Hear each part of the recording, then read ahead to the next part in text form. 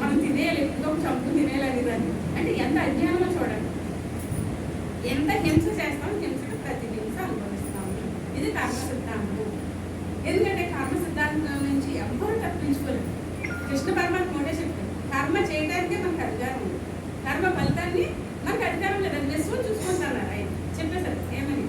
కర్మణ్యే వ్యాధికారస్తే మా ఫలేషు కదాచన మా కర్మ ఫల హేతుర్భోవ మాతే సంగోస్వ కర్మణి మాతే సంగోస్వ కర్మణి. ఓ అర్జున, కర్మ చేయడానికి నీకు అధికారం ఉంది, కర్మ ఫలానికి నీకు అధికారం లేదు నాయన. కర్మ ఫలం ప్రకృతి నుంచి వస్తుంది. నువ్వు చెడు కర్మ చేస్తే చెడు వస్తుంది, మంచి కర్మ చేస్తే మంచి వస్తుంది. కర్మ ఫలానికి మాత్రం నీకు అధికారం కాదు, కర్మ చేయడానికి నీకు అధికారం ఉంది. అలా మనకి కర్మ చేయడానికి అధికారం ఉంది.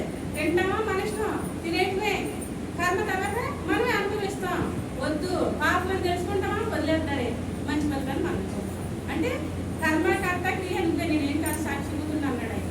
పరమాత్ముడు చెప్పేశాడు, నీ ఇష్టం, నీ జీవితం నీ చేతుల్లో ఉంది, ఎవరి చేతుల్లో లేదు. కానీ మనం ఏం చేద్దాం, డాక్టర్ చేతిలో పెడతాం, తీసుకెళ్ళి మనం చెప్పారు 360.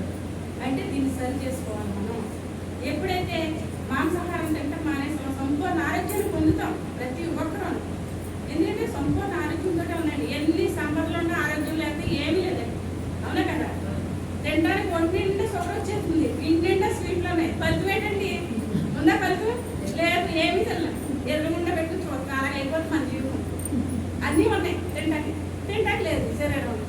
మరి అవన్నీ నిర్మూలించుకోవాలంటే ధ్యాన సాధన. సంపూర్ణ ఆరోగ్యం మన చేతుల్లో ఉంది. సర్వ సంపదలు, సర్వ భోగాలు ధ్యానం వల్లే సాధ్యం. మీకు ఏది లోటు ఉండదు. ఎప్పుడైతే ధ్యానం చేయడం మొదలు పెట్టారో పత్రిసారి అదే చెప్పారు, జ్ఞానాన్ని పంచండి అందరికీ.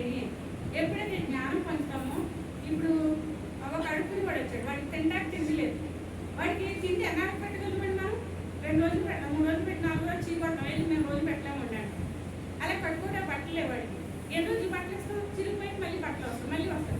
కానీ ఇవ్వలేము మనం రోజు. కానీ అన్నదానం కన్నా, వస్త్రదానం కన్నా జ్ఞానదానం చేయండి అన్నారు ప్రతిసారి. జ్ఞానాన్ని బోధించుకుందేంటి, వాడి జ్ఞానం నేర్పండి.